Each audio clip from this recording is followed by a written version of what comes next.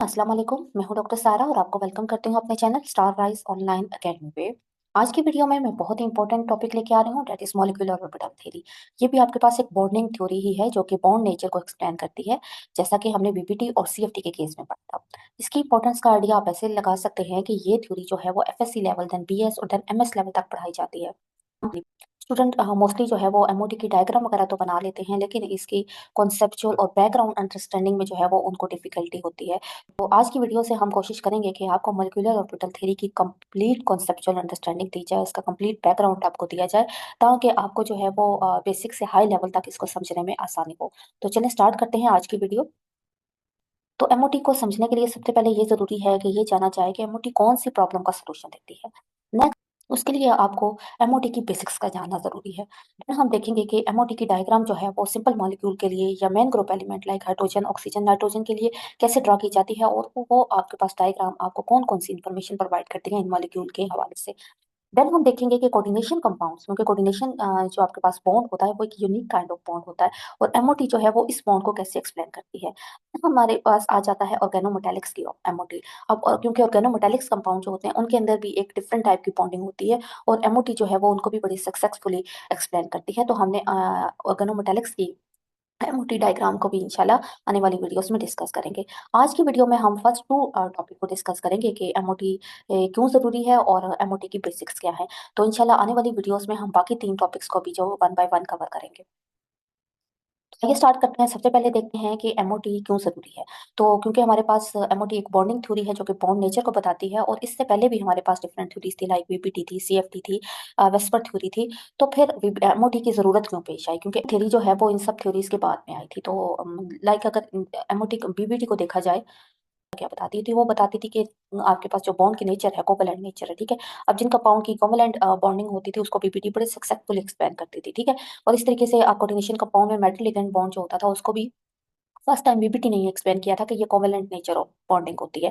Then आपके पास CFT आई, ठीक है। अब कुछ चीजें थी जो कि बीबीटी से एक्सप्लेन नहीं हो रही थी, तो सीएफटी या क्रिस्टल फील्ड थ्योरी जो है उसने उन चीजों को एक्सप्लेन किया। और क्रिस्टल फील्ड थ्योरी का जो एक आइडिया था कि आपके पास जो मेटल लिगेंड बॉन्ड होता है वो एक्चुअली कोवेलेंट नहीं होता, वो आयनिक होता है। तो अगर इस बेस पे देखा जाए तो बहुत सारी प्रॉपर्टीज जो मेटल लिगेंड बॉन्ड्स और कोऑर्डिनेशन कंपाउंड की थी वो सीएफटी ने एक्सप्लेन की, लेकिन स्टिल बहुत सारी ऐसी प्रॉपर्टीज थी जो कि ना कि सीएफटी एक्सप्लेन कर पा रही थी, ना ही आपके पास बीबीटी एक्सप्लेन कर पा रही थी। तो एमओटी पेश की गई, और एमओटी के अकॉर्डिंग जो आपके पास मेटल लिगेंड बॉन्ड था, ये जो बॉन्ड था वो सिर्फ आयनिक नहीं होता, ना ही सिर्फ वो कोवेलेंट होता है, बल्कि उसमें कुछ जो है वो आयनिक करेक्टर होता है, कुछ उसमें कोवेलेंट करेक्टर होता है। तो इस बेस पे जो है वो एमओटी ने बहुत सारी प्रॉब्लम्स जो कि पेश आ रही थी मेटल लिगेंड बॉन्ड की और उसकी प्रॉपर्टीज की, उनको बहुत ही जो है वो सक्सेसफुली एक्सप्लेन किया। अब क्रिस्टल फील्ड थ्योरी जो है वो आपके पास उसकी सक्सेस ये थी कि वो स्पेक्ट्रोकेमिकल सीरीज देती थी, ठीक है। सीएफटी टी ने सबसे पहले स्पेक्ट्रोकेमिकल सीरीज क्या थी। ये एक सीरीज थी जो कि आपको एक ऑर्डर बताती थी लिगेंड का, कि कौन सा लिगेंड स्ट्रॉन्ग फील्ड है, कौन सा लिगेंड वीक फील्ड है।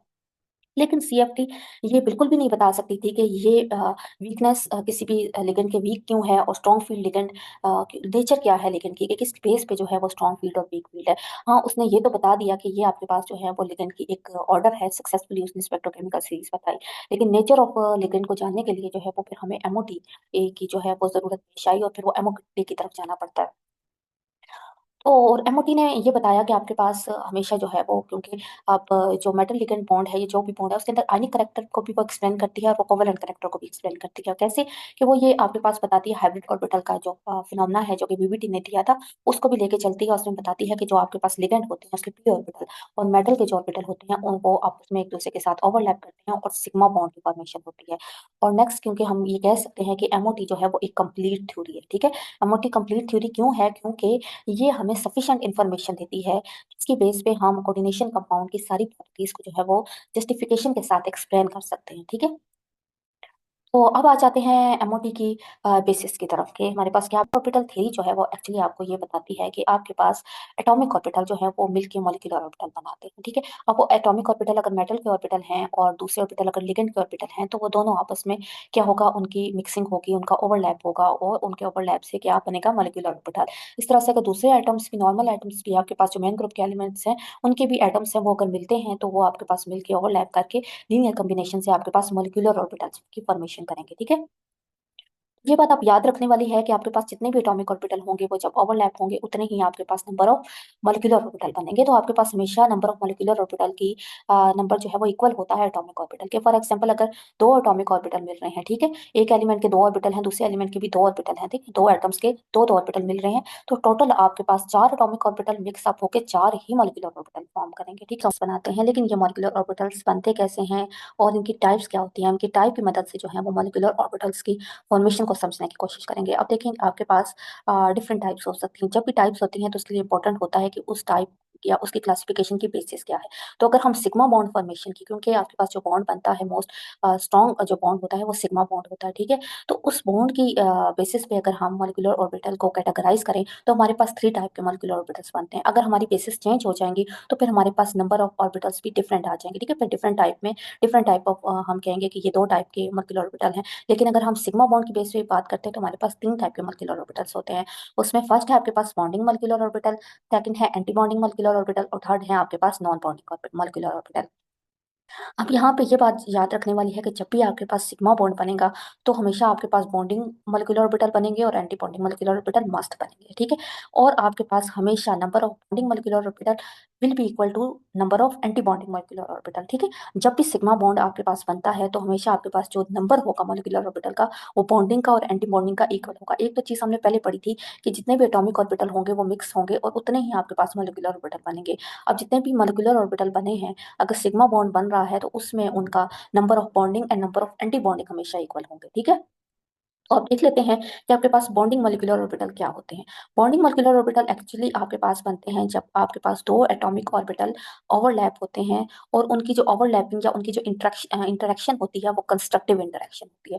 कंस्ट्रक्टिव के बारे में आप लोग पहले भी पढ़ चुके हैं, लाइट के फिनोमेना में भी पढ़ चुके हैं और वेव्स के फिनोमेना में भी पढ़ चुके हैं कि जब क्रस्ट और क्रस्ट मिलते हैं तो कंस्ट्रक्टिव होती है और जब क्रस्ट और ट्रफ मिलते हैं तो डिस्ट्रक्टिव इंटरेक्शन होती है। तो यहाँ पे भी आपके पास क्या होता है कि आपके पास जब एटॉमिक ऑर्बिटल, ऐसे ऑर्बिटल जिनकी सेम नोड होते हैं, ठीक है, अब जिनकी सेम एनर्जी होती है या कंपेरेबल एनर्जी होती है या कंपेरेबल सिमेट्री होती है, ठीक है, उनकी शेप या सिमेट्री आप जैसे कह सकते हैं वो कंपेरेबल होती है, जब उनकी मिक्सिंग होती है तो हमारे पास कौन सी मॉलिक्यूलर ऑर्बिटल बनते हैं, बॉन्डिंग मॉलिक्यूलर ऑर्बिटल बनते हैं, ठीक है। तो क्योंकि अब ऐसे जो ऑर्बिटल जिनकी सेम शेप और सेम एनर्जी है तो वो जब ओवरलैप करते हैं तो कंस्ट्रक्टिव इंटरेक्शन कंस्ट्रक्ट होती है। यहाँ पे अगर आप देखें इवन इवन मिल रहे हैं तो आपके पास इवन ही बनेगा और वो एड अप हो जाएंगे आपस में, ठीक है। तो यहाँ पे भी इलेक्ट्रॉन डेंसिटी जो है वो एड अप हो जाती है, मिक्स हो जाती है। कहाँ पे आपके पास, यहाँ पे देखिए इस शेप में आपको मॉलिक्यूलर ऑर्बिटल जो है वो देखने को मिलेंगे। अब जब आपके पास जो मॉलिक्यूलर ऑर्बिटल बनते हैं अगर उनमें इलेक्ट्रॉन प्रेजेंट है, देखिए जब आपके पास सिग्मा बॉन्ड बनेगा तो आपके पास बॉन्डिंग मॉलिक्यूलर ऑर्बिटल भी बनेंगे और एंटी बॉन्डिंग भी बनेंगे, ठीक है। अब अगर इलेक्ट्रॉन जो है वो आपके पास अगर सिग्मा बॉन्ड बन रहा है तो electron will be present in the bonding molecular orbital, ठीक है। तो इलेक्ट्रॉन तो अब इलेक्ट्रॉन जो है वो आपके पास सिग्मा ऑर्बिटल के अंदर, मॉलिक्यूलर ऑर्बिटल के अंदर प्रेजेंट है, तो वो आपके पास ये दोनों न्यूक्लियस एक दूसरे के करीब आ जाएंगे, ठीक है। अब वो दोनों एक दूसरे के करीब कैसे आएंगे कि अगर देखें अगर इलेक्ट्रॉन इनके दरमियान में प्रेजेंट है तो यहाँ पे यानी कि ये इलेक्ट्रॉन डेंसिटी इनकी ऐड अप हो जाएगी और यहाँ पे देखें तो यहाँ पे कंस्ट्रक्टिव इंटरफेरेंस से यहाँ पे आपको इलेक्ट्रॉन डेंसिटी ऐड अप हुई नजर आ रही है in between the two nuclei, ठीक है। तो आपको इलेक्ट्रॉन डेंसिटी कहाँ नजर आएगी, दो न्यूक्लियस के दरमियान में इलेक्ट्रॉन डेंसिटी नजर आएगी। तो अब ये यहाँ पे ये कहा जा रहा है कि आपके पास यहाँ पे इलेक्ट्रॉन जो है वो दोनों एटम को करीब लेके आएंगे। तो करीब कैसे लेके आएंगे, जब इलेक्ट्रॉन डेंसिटी यहाँ पे करीब में ऐड अप हो जाएगी तो यहाँ पे ऐड अप होने के रिजल्ट में आपको पता है कि इलेक्ट्रॉन पे नेगेटिव चार्ज होता है और न्यूक्लियस पे पॉजिटिव चार्ज होता है। तो ये न्यूक्लियस जो है वो इलेक्ट्रॉन डेंसिटी की तरफ अट्रैक्ट होंगे, ठीक है, कहाँ पे अट्रैक्ट होंगे, न्यूक्लियस इलेक्ट्रॉन डेंसिटी की तरफ अट्रैक्ट होंगे, क्योंकि अब इसका भी इलेक्ट्रॉन इसका भी इलेक्ट्रॉन यहाँ पे दरमियान में प्रेजेंट होगा और इलेक्ट्रॉन डेंसिटी यहाँ पे हाई होगी तो ये न्यूक्लियस भी अंदर की इस साइड पे आएगा, ये न्यूक्लियस भी इधर ही अट्रैक्ट होगा और ऐसा रिजल्ट आपके पास ये दोनों न्यूक्लियस एक दूसरे के करीब आ जाए, ठीक है। तो अब इस तरह से जब ये क्लोज आ जाते हैं तो क्लोज आने की वजह से क्या होता है कि आपके पास बॉन्ड जो है वो स्ट्रॉन्ग, ठीक है। अब आपके पास पता है कि ये जो आपके पास एटॉमिक ऑर्बिटल जिनकी ओवरलैप से ये बने हैं इनकी कंपेरेबल एनर्जी होती है, लेकिन जब ये मिक्स हो जाते हैं तो इनकी एनर्जी जो है वो लो हो जाती है, ठीक है। अब मॉलिक्यूलर ऑर्बिटल की एनर्जी जो है वो एटॉमिक ऑर्बिटल से लोअर होगी जब आपके पास सिग्मा ऑर्बिटल की मिक्सिंग होगी, ठीक है। तो आपके पास एज अ रिजल्ट क्या होगा कि जब भी किसी सिस्टम की एनर्जी डाउन चली जाती है तो वो सिस्टम स्टेबल हो जाता है, ठीक है। तो दैट्स मीन कि आपके पास अगर इलेक्ट्रॉन बॉन्डिंग में है और बॉन्डिंग मॉलिक्यूलर ऑर्बिटल आपस में कंस्ट्रक्टिव इंटरेक्शन से मिलते हैं और इलेक्ट्रॉन डेंसिटी दरमियान में होती है तो आपके पास सिस्टम स्टेबल होगा। दैट्स वाई आपके पास सिग्मा बॉन्ड जो होता है वो ज्यादा स्ट्रॉन्ग होता है। Stability is associated with the sigma orbital. Next आपके पास आ जाते हैं एंटी बॉन्डिंग मॉलिक्यूलर ऑर्बिटल। अब एंटी बॉन्डिंग मॉलिक्यूलर ऑर्बिटल जो होते हैं वो आपके पास डिस्ट्रक्टिव इंटरेक्शन से बनते हैं। ऐसे डिस्ट्रक्टिव इंटरेक्शन से क्यों बनते हैं? वो इसलिए बनते हैं कि ये जो जब आपके पास दो ऑर्बिटल ऐसे होते हैं कि जब उन दोनों की आपके पास एनर्जी या उनकी सिमेट्री एक जैसी नहीं होती, ठीक है, उसमें काफी डिफरेंस होता है। लाइक आप कहें कि एक पॉजिटिव है और एक आपके पास इवन है और एक ओड है, ठीक है, सिमेट्री भी डिफरेंट है, एनर्जी भी इनके पास जो है वो भी सिमिलरिटी नहीं है। तो एज अ रिजल्ट जैसे हम कहते थे कि टफ और क्रस्ट आपस में मिलते हैं, तो आपके पास क्या होता है कि डिस्ट्रक्टिव इंटरेक्शन होती है। और डिस्ट्रक्टिव इंटरेक्शन के रिजल्ट में जो आपके पास ऑर्बिटल बनते हैं उनको हम कहते हैं anti bonding sigma molecular orbitals. क्या कहते हैं? Anti bonding sigma molecular orbitals. क्योंकि सिग्मा मॉलिक्यूलर ऑर्बिटल्स जब आपके पास ये बन रहे हैं एंटी बॉन्डिंग, तो इसमें क्या होता है कि इलेक्ट्रॉन डेंसिटी जो है वो आपको नजर आएगी दोनों न्यूक्लियस के पीछे, ठीक है। अब ये न्यूक्लियस है, ये न्यूक्लियस है, तो इनके बिटवीन में इलेक्ट्रॉन डेंसिटी आपको जीरो नजर आ रही है, जबकि इनके इलेक्ट्रॉन डेंसिटी कहाँ प्रेजेंट है? बिहाइंड द, ठीक है। तो यहाँ पे आपके पास जो इलेक्ट्रॉन डेंसिटी है वो अवे फ्रॉम द न्यूक्लियस होगी, ठीक है। तो ये डिस्ट्रक्टिव इंटरफेरेंस होगी और इनको हम कहेंगे एंटी बॉन्डिंग मॉलिक्यूलर ऑर्बिटल्स, ठीक है। तो as a result of anti bonding molecular orbitals, अगर तो आपके पास एंटी बॉन्डिंग मॉलिक्यूलर ऑर्बिटल्स बनते हैं, अगर बॉन्डिंग बनते हैं तो एंटी बॉन्डिंग भी बनते हैं, लेकिन अगर इलेक्ट्रॉन भी आपके पास प्रेजेंट हो एंटी बॉन्डिंग मॉलिक्यूलर ऑर्बिटल के अंदर, तो फिर आपके पास क्या होगा कि आपके पास ये इलेक्ट्रॉन दोनों न्यूक्लियस जो हैं ये एक दूसरे से दूर चले जाएंगे। क्या होगा? ये न्यूक्लियस एक दूसरे से दूर चले जाएंगे। अब एंटी बॉन्डिंग में दूर जाने की रीजन क्यों नजर आ रही है? आप देख रहे हैं कि न्यूक्लियस के दरमियान में इलेक्ट्रॉन डेंसिटी क्या है? जीरो है, और electron density behind the nucleus है। तो न्यूक्लियस जो है वो अपने इलेक्ट्रॉन डेंसिटी की तरफ अट्रैक्ट होगा, तो वो पीछे की तरफ अट्रैक्ट होगा। जब वो दोनों न्यूक्लियस पीछे की तरफ अट्रैक्ट होंगे तो दरमियान में आपके पास एक तो इलेक्ट्रॉन डेंसिटी है नहीं, तो न्यूक्लियस एक दूसरे से दूर चले जाएंगे, ठीक है। तो अगर इलेक्ट्रॉन जो है वो आपके पास एंटी बॉन्डिंग में प्रेजेंट होंगे, तो वो फिर क्या करेंगे कि वो बॉन्ड न्यूक्लियस को एक दूसरे के दूर ले जाएंगे, और एज अ रिजल्ट आपके पास जो बॉन्ड फॉर्मेशन है वो या तो होगी नहीं या फिर बहुत वीक हो जाएगी, ठीक है।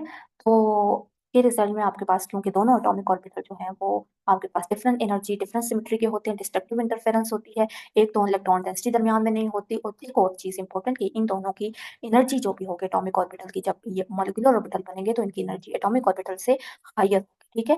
तो एंटी बॉन्डिंग मॉलिक्यूलर ऑर्बिटल की एनर्जी हमेशा एटॉमिक ऑर्बिटल से हायर होती है, इसीलिए ये हमें हायर एनर्जी पे होते हैं और ये डिस्टेबलाइज होते हैं। जितना कोई हाई एनर्जी पे कोई सिस्टम होता है इतना ही वो अनस्टेबल होता है, ठीक है। और अनस्टेबिलिटी से एसोसिएटेड है, तो इसलिए ये बॉन्ड की फॉर्मेशन को या तो वीक कर देगा और या फिर इसके रिजल्ट में बॉन्ड फॉर्मेशन होगी ही नहीं, ठीक है। नेक्स्ट आ जाते हैं non bonding molecular orbital.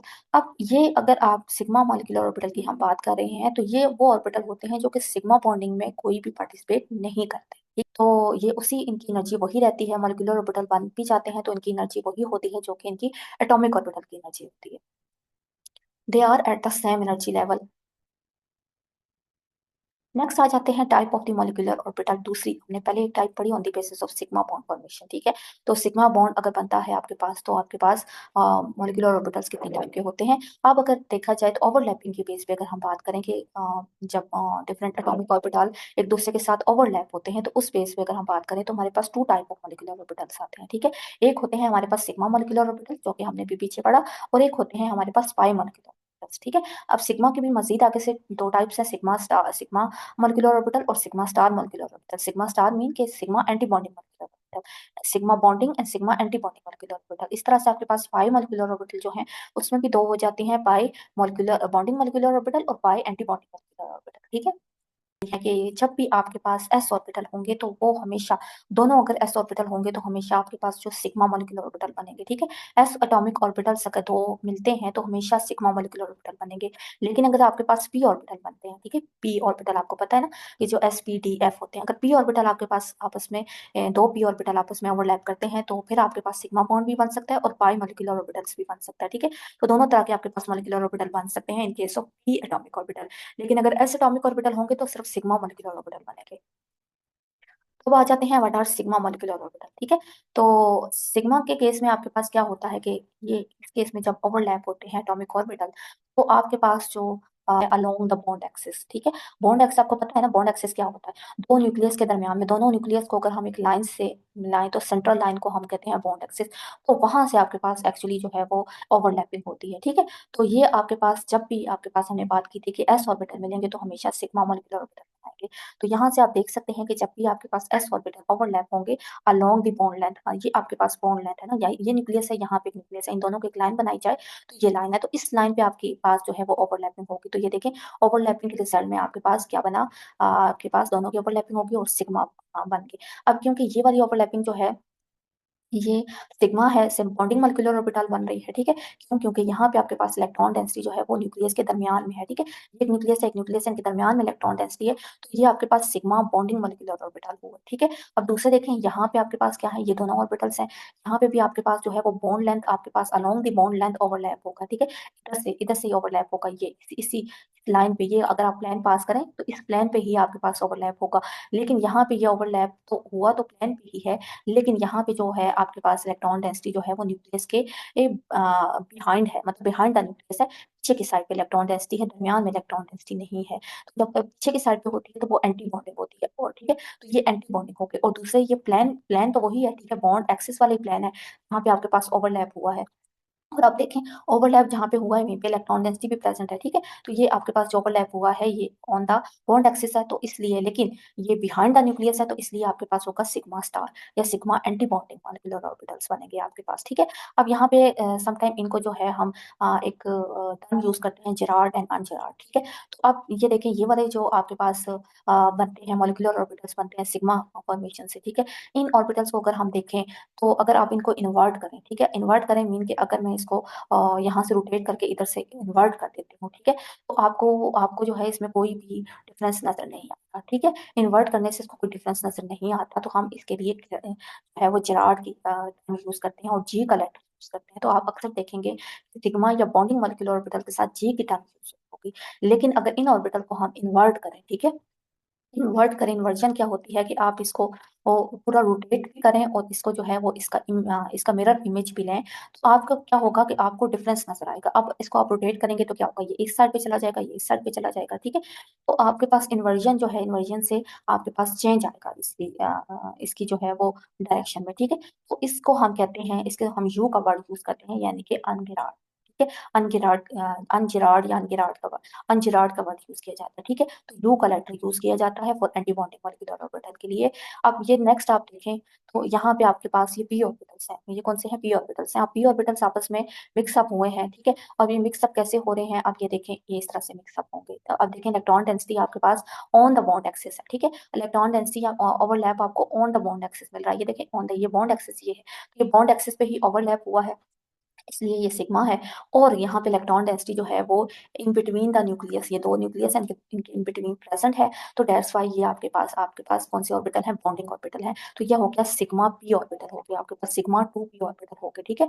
Bonding molecular orbital है और सिग्मा है, ठीक है, और पी भी है, तो इसके साथ में हमने जी का लेटर यूज किया कि अगर आप इनको इन्वर्ट करेंगे तो आपको इसकी शेप में कोई डिफरेंस नजर नहीं आएगा। अब दूसरे ऑर्बिटल है, ये भी पी ऑर्बिटल है, लेकिन अब यहाँ पे आप देखें, यहाँ पे पॉजिटिव पॉजिटिव मिल रहा था, यहाँ पे आपके पास जो है ये जब इनकी मिक्सिंग होगी तो आपके पास रिजल्ट में एंटी बॉन्डिंग मिलेंगे, ठीक है। अब इनकी शेप और इनकी उस चीज में जो है वो सिमेट्री में डिफरेंस होने की वजह से एंटी बॉन्डिंग बने हैं, ठीक है। लेकिन ये सिग्मा एंटी बॉन्डिंग है। सिग्मा एंटी बॉन्डिंग क्या है कि ये आपके पास on the axis, bond axis ही इनकी जो है वो ओवरलैप हुआ है, लेकिन इलेक्ट्रॉन डेंसिटी जो है वो बिहाइंड द न्यूक्लियस है, इसलिए ये एंटी बॉन्डिंग है। जब electron density behind the nucleus होगी तो वो एंटी बॉन्डिंग होगी, और जब electron density on the bond axis है या आपका overlap on the bond axis हुआ है तो इसलिए इसको सिग्मा बोलते हैं। आ जाते हैं पाई मॉलिक्यूलर ऑर्बिटल। अब पाई मॉलिक्यूलर ऑर्बिटल कैसे बनते हैं, ये ऐसे बनते हैं कि यहाँ पे ओवरलैप जो है वो ऑन द बॉन्ड एक्सिस नहीं होता, बल्कि आपके पास होता है बॉन्ड एक्सिस के ऊपर और नीचे, ठीक है, above and below the bond axis, यानी कि न्यूक्लियस के ऊपर और नीचे की साइड पे आपके पास ओवरलैप होता है इलेक्ट्रॉन डेंसिटी का, ठीक है। तो ऑर्बिटल आपके पास होते क्या है, जहाँ पे इलेक्ट्रॉन प्रेजेंट होते हैं, ठीक है, तो वहां पे इलेक्ट्रॉन जो है वो ओवरलैप इनका ऊपर और नीचे होता है, but on not on the axis. तो ये आपके पास पी ऑर्बिटल होते हैं, पाई ऑर्बिटल होते हैं। पाई ऑर्बिटल भी दो तरह के होते हैं आपके पास, बॉन्डिंग और एंटी बॉन्डिंग, ठीक है। तो जब भी हम आपके पास इस केस में इस plane passing through both the nuclei along the property of the finding the electron is zero. अब यहाँ पे देखा जाए तो अगर बॉन्ड एक्सिस के अलोंग हम देखेंगे तो आपको इलेक्ट्रॉन फाइंड करने की जो प्रोबेबिलिटी है वो जीरो होगी, यानी कि आपके पास बॉन्ड एक्सिस पे इलेक्ट्रॉन डेंसिटी जीरो होगी। बल्कि आपके पास ओवरलैप क्योंकि ऊपर और नीचे हुआ है तो इलेक्ट्रॉन डेंसिटी भी आपको ऊपर और नीचे मिलेगी। लाइक ये देखें यहाँ पे आपके पास ओवरलैप जो है वो क्या हुआ है, ये बॉन्ड एक्सिस है आपके पास, ठीक है, ये लाइन है जो कि दोनों प्लेस को जोड़ रही है, ये लाइन इस तरह से लाइन बनाई जाती है, लेकिन इस लाइन पे आपके पास ओवरलैप नहीं हुआ। ओवरलैप यहाँ से हो रहा है, ठीक है, ओवरलैप ऊपर और नीचे से हो रहा है, तो एज अ रिजल्ट आपके पास इस तरह का आपके पास शेप आपको नजर आएगी, ठीक है। अब न्यूक्लियस यहाँ पे है, यहाँ पे बॉन्ड डेंसिटी ऊपर और नीचे है, ठीक है। तो इन ऑर्बिटल्स को हम कहेंगे पाई ऑर्बिटल्स, ठीक है। अब इस केस में भी देखें, यहाँ पे भी इलेक्ट्रॉन डेंसिटी ऊपर और नीचे से है, ठीक है, और यहाँ पे आपके पास जो ऑर्बिटल बन रहे हैं यहाँ पे भी इलेक्ट्रॉन डेंसिटी ऊपर और नीचे, ठीक है। तो इसलिए इन ऑर्बिटल्स को हम कहते हैं पाई ऑर्बिटल्स। अब पाई ऑर्बिटल्स से आपके पास दो तरह के हैं ना, आपके पास पाई बॉन्डिंग और पाई एंटी बॉन्डिंग। अब पाई बॉन्डिंग में क्या होगा, पाई एंटी बॉन्डिंग में क्या होगा। बॉन्डिंग में हमने कहा था कि आपके पास जो इलेक्ट्रॉन डेंसिटी होती है वो न्यूक्लियस के दरमियान में होती है। तो ये देखें, यहाँ पे एक न्यूक्लियस है, यहाँ पे न्यूक्लियस है, तो इनके दरमियान में है ना, बेशक ऊपर और नीचे है लेकिन है तो in between the two nucleus, ठीक है। तो ये वाला इस पूरी पोजीशन के दरमियान में है, ये एक न्यूक्लियस है, ये दूसरा न्यूक्लियस है, इसके बिटवीन में है, इसके बिहाइंड तो नहीं है, तो इसलिए ये बॉन्डिंग होगी, ठीक है। लेकिन ऊपर और नीचे है तो पाई बॉन्डिंग हो जाएगी, ठीक है, पाई बॉन्डिंग हो जाएंगे। लेकिन आप यहाँ पे देखें, यहाँ पे आपके पास क्या है कि एक तो ये ऊपर और नीचे, ये आपके पास बॉन्ड लेंथ है, इसके ऊपर और नीचे से आपके पास ओवरलैप हो रहा है, तो इनको हम कह रहे हैं कि ये आपके पास आपके पास पाई ऑर्बिटल बन रहे हैं। लेकिन यहाँ पे अगर हम देखें तो आपके पास एक न्यूक्लियस ये है, दूसरा न्यूक्लियस ये है, तो यहाँ पे इलेक्ट्रॉन डेंसिटी कहाँ प्रेजेंट है, पीछे की साइड पे, ठीक है। यहाँ पे देखिए दरमियान में आपको ये वाली जो जगह है, ये देखें, ये वाली जगह, यहाँ पे तो आपको इलेक्ट्रॉन डेंसिटी ज्यादा नजर आ रही है, लेकिन इस केस में यहाँ पे इलेक्ट्रॉन डेंसिटी जीरो है दरमियान में। तो जब दरमियान में इलेक्ट्रॉन डेंसिटी जीरो होती है तो वो एंटी बॉन्डिंग होते हैं, और जब वो आपके पास इलेक्ट्रॉन डेंसिटी पीछे है और दरमियान में नहीं है और आपके पास ऊपर और नीचे है तो वो पाई होते हैं। तो ये कौन से हुए, ये पाई एंटी बॉन्डिंग हो गई, ठीक है।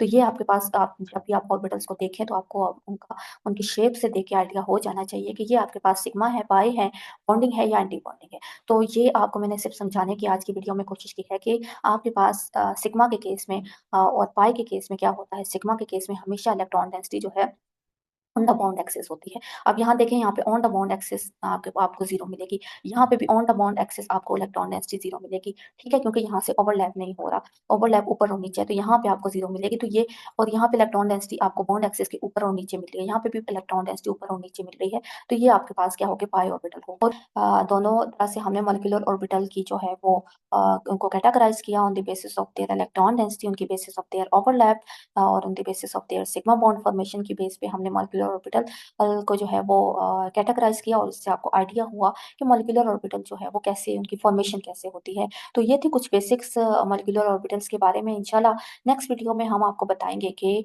मॉलिक्यूलर ऑर्बिटल्स जो है वो किसी भी एटम के लिए कैसे अरेंज होते हैं और मॉलिक्यूलर ऑर्बिटल डायग्राम कैसे बनाई जाती है, ठीक है। और हम डिफरेंट ऑर्बिटल्स के लिए जो है वो मॉलिक्यूलर ऑर्बिटल डायग्राम बनाते हुए हमें किन किन चीज़ों का ख्याल रखना होता है। हमारी नेक्स्ट वीडियो के लिए अगर आपने हमारे चैनल को सब्सक्राइब नहीं किया होगा तो हमारे चैनल को सब्सक्राइब कर दें, और अगर हमारा आज का टॉपिक आपको समझ आया है तो हमारी वीडियो को लाइक, शेयर और कमेंट जरूर कीजिएगा। और इंशाल्लाह मिलते हैं नेक्स्ट वीडियो में नेक्स्ट टॉपिक के साथ, तब तक के लिए अल्लाह हाफिज।